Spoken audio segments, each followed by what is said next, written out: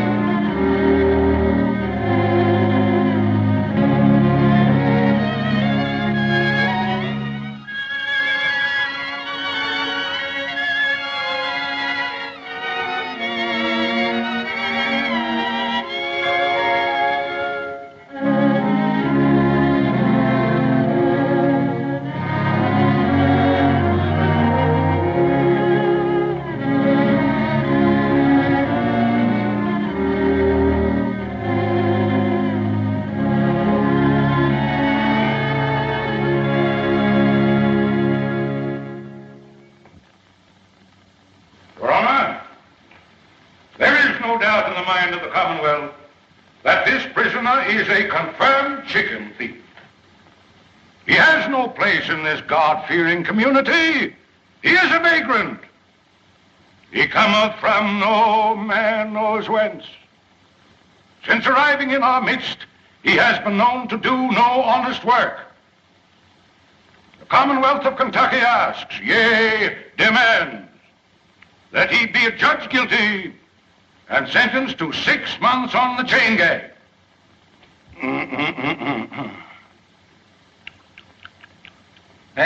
Hey, boy, wake up there.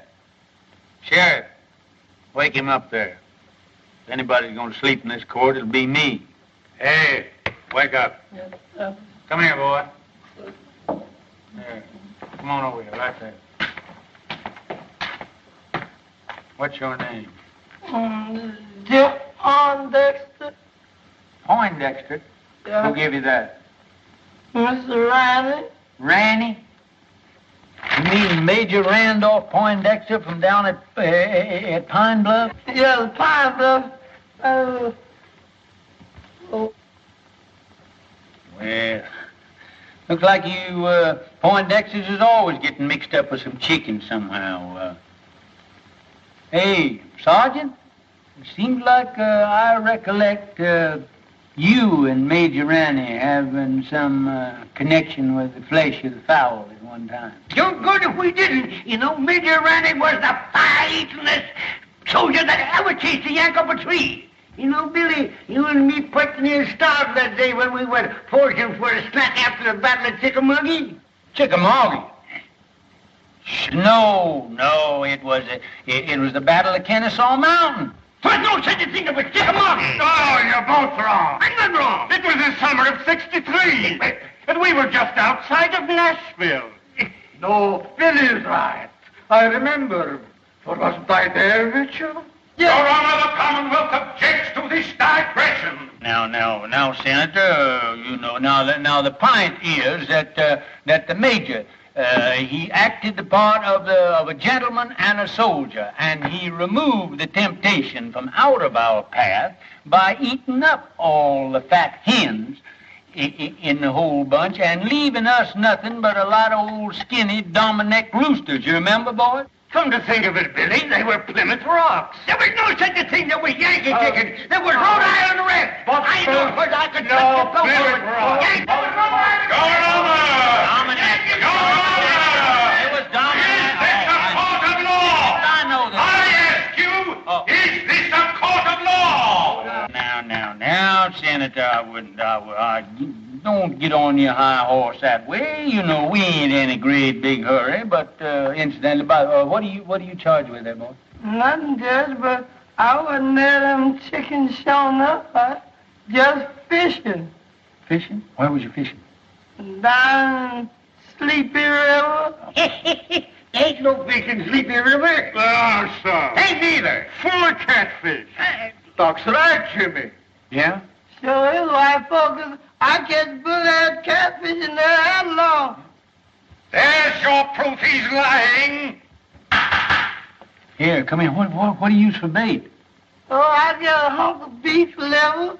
Beef liver? Yeah, I have to take the That's beef good. liver and put it on the hook and chunk it out there. Let them have the first piece for nothing, see 'em. Then you put some more on that and chunk it out there. And then they think they're going to get that for nothing. And you catch them long as you got the liver. And I go down there all the time, and I don't care nothing but that liver. Right, just but it's good coming on. Yeah, I remember. Oh, down there. I bet it must have been how long? Sure, sir. I told them the other night. I got to take down the judge's clothes. Got to take 'em in the house. Yes, Lord. Got to get out that old ironing board. Fix 'em up for the judge to wear. Yes, Lord. That's what I was going to do. Praise the Lord, Mr. Room. Is you a hand or is you ain't? Hi, Aunt Dilsey. How come you here? The judge say you up there at that college learn to be a lawyer, man. Aunt Dilsey, I got stomach trouble. Lord help you, white child. What them Yankees been feeding you? Not a darn thing. That's the trouble. What have you got for supper? Mr. Rome, you stay here. Us was going to kill the high-stepness rooster in the yard and a great big bowl of milk gravy and grits. And waffles? Don't you worry none, honey. You's home now. Mr. Rome's home. Mr. Rome's home. Mr. Rome's home. Hey, Uncle Billy! Get that baby. Hiya. Well, if it ain't wrong. Well, salt me down. What happened up there? Did them Yankees kick you out of that law school, huh? Sure they did, with a diploma. You're now looking at a full-fledged member of the bar. Let me look at you. Full-fledged, my gizzard. Yeah, lawyer. You know, you better get your britches half sold, because you're going to sit around a long time before you get your first client. Well, I don't mind, Uncle Billy. You know what happened to me before I got my first client, don't you? Lord, I sat through 2 Republican administrations before I...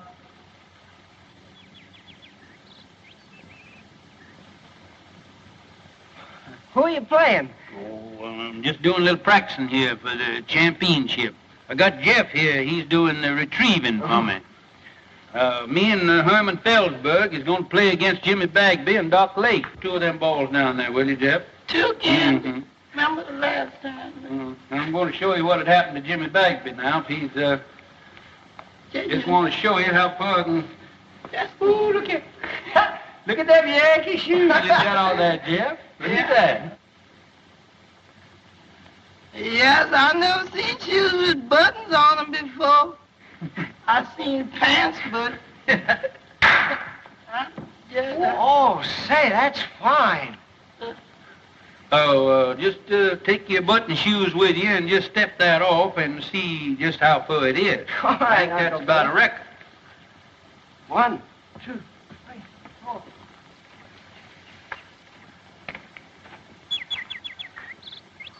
Hello.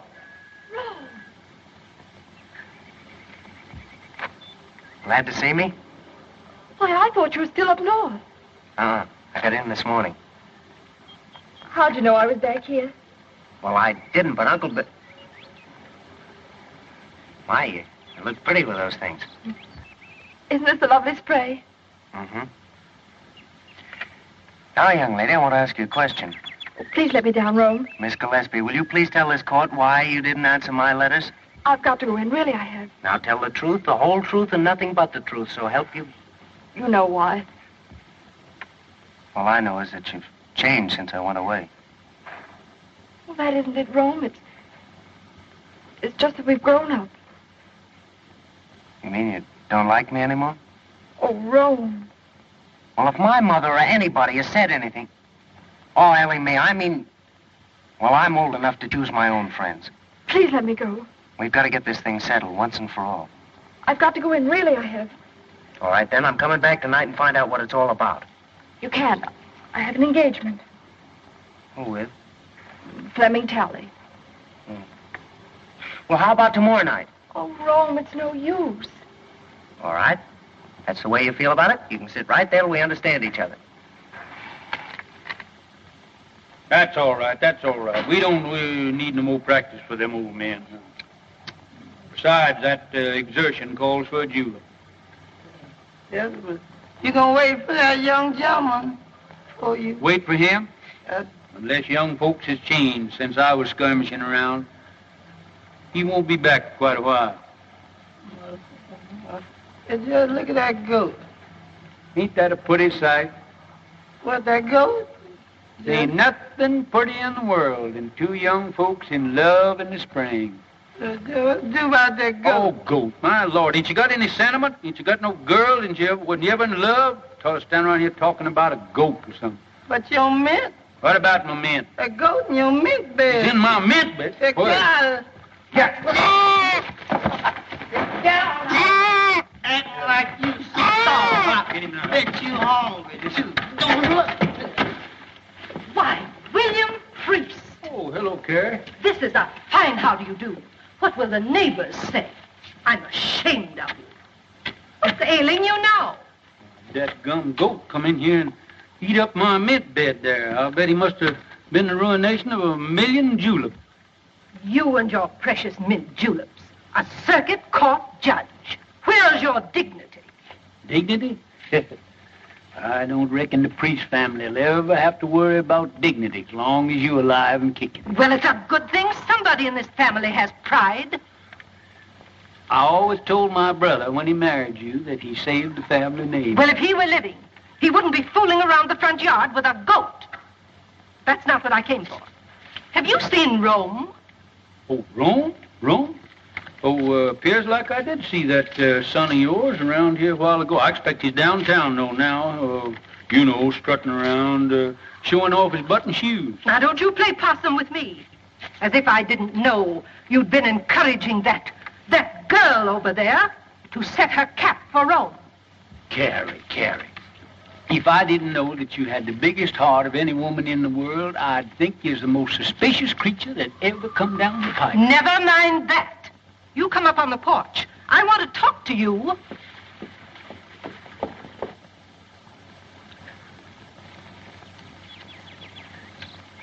If I'd have known that's the way you felt about it, I wouldn't have hurried home so fast. I'm sorry, Rome, but after all, you have your career, your family, and everything in the world that matters to you right here. I don't think you care what matters to me. That's not fair, Rome. After all, I'm only telling you for your own good. William, I'm not a woman to beat about the bush. This business of Rome and that girl next door has got to stop. What do you got against Ellie Mae? She's an awful sweet girl, seems to me. She's got gumption, and she teaches school, and supports herself. I don't want to be unkind. She may be a very nice girl and all that. But after all, Rome is one of the Kentucky priests. And the name of priest means something in Kentucky. Well, I've never heard that it meant intolerance. It means good stock and family pride. You know the kind of stock she comes from. Yeah. Her ma come to this town penniless and died giving birth to Ellie Mae. I remember the night. She was a frail little woman. Wasn't any bigger than Ellie Mae is now. And just as pretty. But who was her father? Well, nobody don't rightfully know. Well, family may not mean anything to you, but it means a whole lot to me. I'm not going to have my grandchildren come into the world under a cloud. You haven't by any chance picked Hod Maydew as a grandpappy, have you? Oh, I know you've never liked Senator Maydew, but you can't say anything.